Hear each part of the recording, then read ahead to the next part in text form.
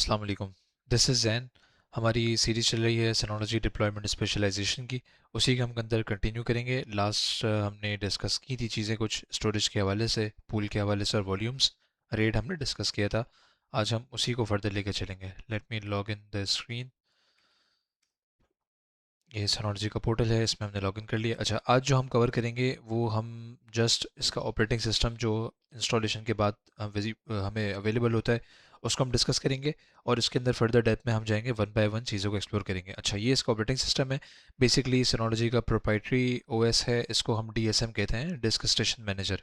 सिनोलॉजी के जितने मॉडल्स हैं अक्रॉस नेस, उसमें 90% सेम ओएस जो है वो आता है। और उसमें model to model specifications vary कर रही होती हैं।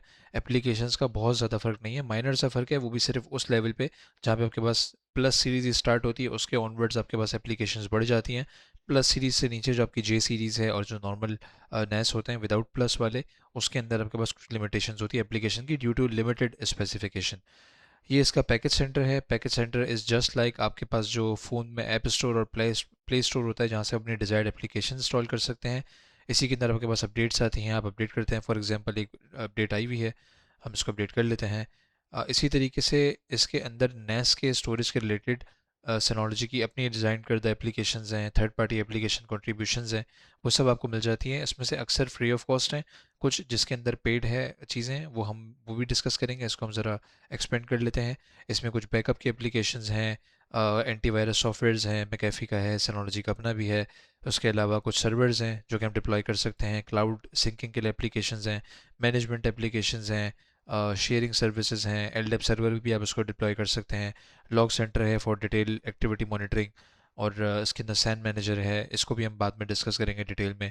रैनसमवेयर प्रोटेक्शन के लिए स्नैपशॉट एप्लीकेशन है, कुछ साइन ऑन सर्विसेज हैं, आप उसको भी इंटीग्रेट कर सकते हैं। सर्विलेंस एप्लीकेशंस हैं, एआई कंसोल है, सिनोलॉजी ने एआई को भी इंटीग्रेट करने का ऑप्शन हमें दे दिया है। इसके अलावा सिनोलॉजी की ड्राइव सर्वर है which is an alternate of Google drive. इसको हम किस तरह यूज़ करेंगे, जब इसका नंबर आएगा हम उसको डिटेल में डिस्कस करेंगे। व्हाट इज़ हाई अवेलेबिलिटी, ये भी बहुत क्रिटिकल एप्लीकेशन है, इसको भी डिस्कस करेंगे।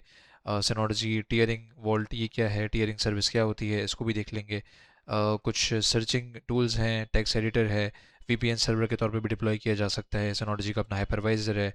फिर आपके पास ओपन सोर्स एप्लीकेशन है, कंटेनर मैनेजर है विच इज़ डॉगर कंटेनर। कुछ आपके पास डेवलपमेंट एप्लीकेशंस हैं, पैक्स है जो कि मेडिकल और हॉस्पिटल्स में यूज़ होती है। वर्डप्रेस है, पाइथन फॉर डेवलपमेंट। उसके अलावा कुछ कंट्रीब्यूटर टूल्स हैं जो कि ग्लोबली नोन एप्लीकेशंस हैं। इसमें प्लेक्स मीडिया सर्वर है कि आप अपना घर पे नेटफ्लिक्स किस तरह से डिप्लॉय कर सकते हैं। उसके अलावा कुछ बैकअप एंड एप्लीकेशन सर्विसेज हैं, टीम वीवर है, वर्चुअल हेयर रिटेल। इसके लिए सारी चीज़ें हम वन बाय वन कवर करेंगे, क्योंकि मैं चाह रहा हूँ कि हम डिटेल में चीज़ें डिस्कस करें। तो मैं जनरल ओवरव्यू अभी दे रहा हूँ, बाकी चीज़ें हम बाद में इंशाल्लाह वन बाय वन देखेंगे डिटेल में।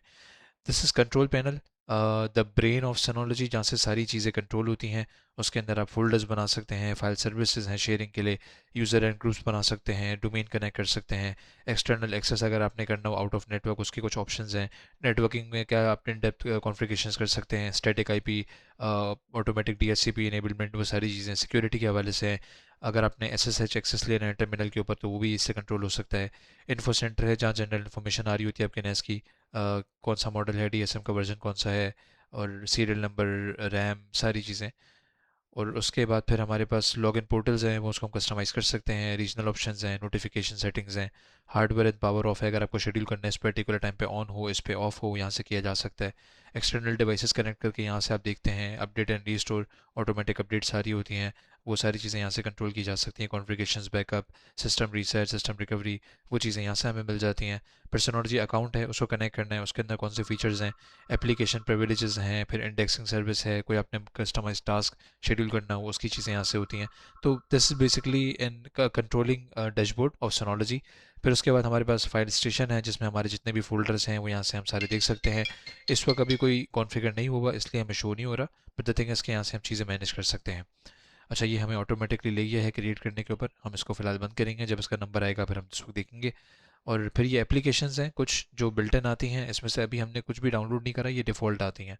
कंट्रोल पैनल है, स्टोरेज मैनेजर हमने देख लिया था। रिसोर्स मॉनिटर में आपके पास जो भी चीज़ें चल रही हैं वो सारी आती हैं, कौन से टास्क चल रहे हैं, सीपीयू यूटिलाइजेशन कितनी है, memory, network, NFS, LUNs, volumes, ये सारी चीज़ें हैं। टास्क मैनेजर में कौन सी एप्लीकेशंस रन कर रही हैं, कनेक्शंस कौन लोग कनेक्ट करके किस प्रोटोकॉल के ऊपर कौन सी आईपी एड्रेस से इसको एक्सेस कर रहे हैं, वो सारी चीज़ें हैं। फिर हमारे पास सिक्योरिटी एडवाइज़र है जो कि मॉनिटर कर रहा होता है, ऑटोमेटिक फिक्सेस सजेस्ट कर रहा होता है कि इस चीज़ को आप मज़ीद सिक्योर कर लें, ये आपका वार्निंग पे है। लॉग सेंटर में डिटेल्स आती हैं, कौन कनेक्टेड है, कौन से अनयूजुअल लॉगिन अटैम्प्ट्स हो रहे हैं, कौन सी फाइल एक्सेस हो रही है, किस फाइल में क्या चेंज हुआ, डिटेल लॉग्स हम यहाँ पे देख रहे होते हैं।